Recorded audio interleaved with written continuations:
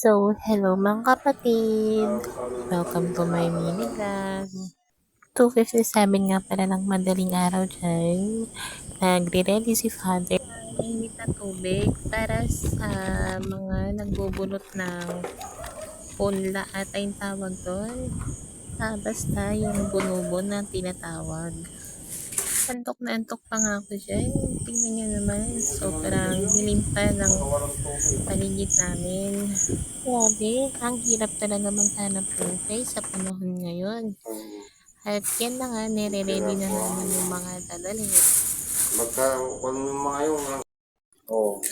Sawa, Atikas. Ay, Atikas. Ilan na nga ito?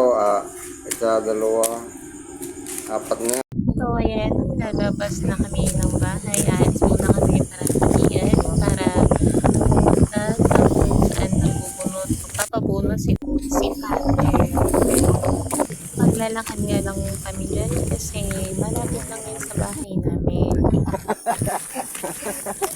Nakakatakbo yan. Ang init yan. Natry kong ganyan.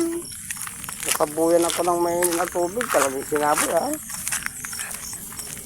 takbo ako mainit. And yan, nakarating na Kape. Oh. At yan nga pala yung Binibidyo. pinapabunot ni father. Hindi ko yan sa video. Video pa to ako, sabi ni father. So yan, tinawag na namin sila para pagkape. Kina mo pagkapen sa inyo sa ugabay. Kasi Marisay. Ugabay.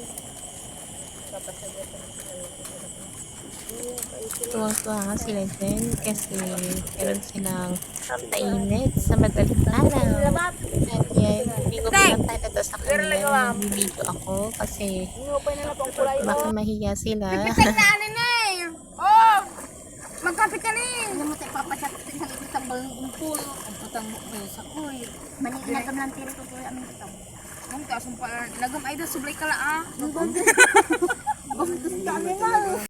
At yung mga tirang hinabi at kape, sinabit lang yun ni father sa nakatayong kangayan para hindi daw kainin ng aso.